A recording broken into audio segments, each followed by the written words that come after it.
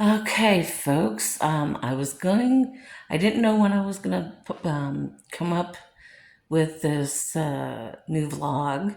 I wanted to get through a good part of the week before I did this, so I'm glad I decided to do it now rather than earlier in the week. But a lot of things have been going on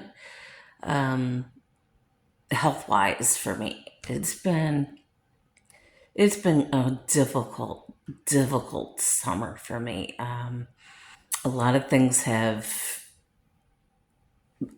either been worse on my part or just the normal everyday physical stress that I've been under. I was back and forth a lot with pain management over the past 4 months. And what had happened was just a number of things that were taking place. And what happened from that stems from the ER visit I had back in June. So, what happened was I was treated for an ulcer. I was very sick, and I've never had an ulcer ever. And I just kept thinking, there's something more wrong with me than I normally thought. So I was checking up on certain symptoms of what an ulcer, the symptoms of an ulcer, basically. And I thought, well, that could be or it couldn't be. I wasn't absolutely sure if that's what it was. And so I went in to an urgent care because the nurse at the office where I go for my primary doctor, she was telling me, if you sound like I was telling her the symptoms I was having, and she recommended me to go to urgent care. So I did. And I went to urgent care and I talked to somebody about all these symptoms and whatnot I was having. And she's like, I highly recommend you to go to the ER. Now, I didn't go to the ER first thing that day either because it was later in the day. So I winged it for about 24 hours pretty much. And then the next day I went to the ER and got treated for an ulcer. So that was, whew, it was so painful. I was really sick. I was really sick. And so a lot of things got brushed aside with a lot of things that I was already doing and trying to take care of my health, my physical health, as much as my mental health. And a lot of you know about my spinal stenosis diagnosis and the sciatica. So, what is occurring now is that I have found a new pain management doctor because the one that I previously was seeing was not properly treating me to the fullest extent, physically speaking. He was like, well, let's try this medication or let's try that medication. Oh, let's try this one. And either I was having side effects or they interfere with my regular medications. So luckily, my spinal physician referred me to pain management. And now I have a new pain management physician, thank goodness. And possibly, possibly down the road, may have surgery. At this point, I'm not sure. It's up in the air because of the new pain management physician I have. I don't see him until early September. So, I'm just kind of winging it pretty much these days with everything and actually feeling better than I was previously. So, but yeah, that's what's been going on my side of things right now. Um, but hopefully, I won't have the surgery, the back surgery. Hopefully not. I'm crossing my fingers that it won't lead to that right now, because earlier this year I was informed that I would need to have surgery because nothing else was working. Now that, a new pain management doctor is going to be my doctor, new pain management doctor is going to be my doctor. Does that make sense? Oh my gosh, I've been like this all week. So pardon me for a moment if I don't have my bearings correct at the moment. So, but the new pain management doctor and I will go through, you know, what has occurred over the past 4 months and whatnot, and the ulcer and everything that came with everything else. So I've been, like I said, I've been winging it quite a bit on the home front here. It's, yeah, it gets to the point where it does mentally and physically exhaust me, but I'm learning more to take care of myself better and not do anything that's gonna cause even more pain or more symptoms or more side effects. So I'm just going with the flow pretty much and not worrying about it like I previously was, because I was constantly worried that, oh boy, I'm going to have surgery, this is going to happen, and all that's going to happen. But technically, I don't know what's going to happen. So, like I said, everything is just finally getting to the point now. I might or might not, may or may not have surgery. I'm hoping I don't have to have it. And I can go through some other forms of possible therapy, different kind of injections, that kind of thing, a nerve block, anything that would keep me from having any form of surgery right now on my back. You know, I don't want to think about that. I just want to be in the present moment and take care of my physical health right now, among my mental health, and not get so overwhelmed and wrapped up in, something that might not even happen. So and having a counseling session with my counselor, it that just kind of really, really helps.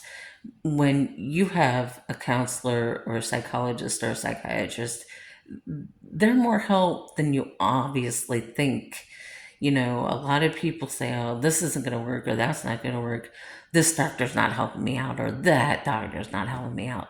But listen and pay attention to your own body and know when something is wrong. Take care of yourself, but also get the support that you need in when it comes to situations like I recently have gone through. I know a lot of people have this fear of going to see a psychiatrist or a psychologist for the mental health. It's okay. It's perfectly okay. They might not be able to treat you right away, but at least try it and see how it goes before jumping head first. I think a lot of people forget that there's more to it than just going to an appointment and seeing someone and talking and getting everything out in the open. You know, this stuff does not happen overnight. It's not a quick fix. A lot of people want that quick fix and it just takes time. So any of you who are watching this, I'm just giving you a helpful tip here. If you are, someone who is going through a lot of chronic physical pain, such as like, what I'm going through, take time and listen to your body. Don't jump headfirst into anything. Just listen to your body first and then make that decision. It's important to take care of your health. It's so important to take care of your physical health as well as your mental health. Is it easy? No, it's not easy. In fact, it could be downright tiring. So this is the reason, I wanted to bring a new vlog in and talk about what's been kind of happening here. So it's been a very difficult summer months. There are days where I just either sit around, and I don't like to sit around. I like to stay active. So when I have those moments, I find other things to do that I know that I'm not putting the physical stress on my body, but also helping my mental health at the same time. I've been doing a lot of crafting. I've been doing videos, and I'm going to get my videos done and get them released because that's something that helps me mentally as much as emotionally and does not put that physical pain on the chronic pain that I already have, which is very helpful. And if any of you find yourself in this kind of situation, think about your hobbies. If you have a particular hobby that you haven't done in a long time, revisit that. It's very helpful to revisit your hobbies. And revisiting my arts and my crafts has just been really good on me. Listening to a lot of music on my Spotify playlists, and the people who I've been listening to the most these days, one of them is Toby Mac. He's got new music out, and his music is just so uplifting, but yet straight to the heart of the matter. That you know we have a right to believe and not to give up, and to focus on ourselves, not what everything else is going on. It's just focusing on you. And when you listen to his music, it's going to resonate. Also, there's a new song out right now from Mercy Me. I think it's called Heartbreak Hallelujah. And that song has been instrumental for me these days because of the loss that I had 7 years ago. And it helps me bring more peace to my life knowing that my parents are, not hurting anymore. They're not in any physical pain. They're not in any mental or emotional pain anymore. They're where they're supposed to be. And it's hard for us to go through any kind of death, obviously. And then you start fearing the impossible. And so that song has really been a really big highlight for me since it was released. So Toby Mac and Mercy Me have been on my routine playlist recently, among a few others that I've been listening to off and on. I've been listening to the Solitary Tracks album from Kip Moore, and though there are songs on that album that are just very pivotal in his life. And his life is very much on a personal level not talked about.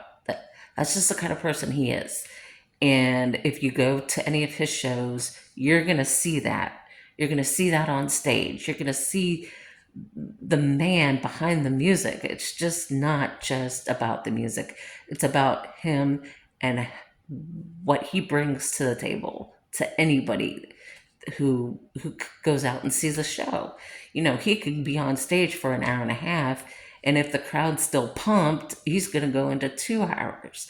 Sometimes he would want to go on longer, but you know you gotta dwindle down after so many so long, after an hour or two. Do I have that second wind? Will they let me do that even longer? And then, of course, then after every show, he finds a way to talk to fans before getting on his bus to get onto the next destination. So that's something a lot of people have noticed, or who are, I want to say, major fans. So you're going to see that if you go to a show or shows that he's going on right now. And then, of course, his fall tour starts in October. So there's so much behind the scenes when it comes to Kip Moore and his music and what he does for people. So I highly recommend those artists to listen to right now is Toby Mac and Mercy Me and Kip Moore. I know I love talking about music, it's so universal. We could talk about it and discuss it, but sometimes it's easier to discuss, things like in my situation with the spinal stenosis and the sciatica. And that sciatica is extremely painful. And when I had the ulcer, including that, it made it much more painful on my end of things. And getting the support from some family members and some friends of mine. So I've been able to cope with it pretty well and manage it to the best that I can. So hopefully the next time I come in, I can give another update on what's going on with this spinal stenosis journey that I've been taking you all on. So I just hope you all appreciate what I'm putting out there for you. If you have any comments or whatnot, hopefully you can post a comment. I've been back and forth with my YouTube channel, so it's something that it takes a little more time for me to work on. So I appreciate every one of you that comes in and listens and watch my videos. Thank you.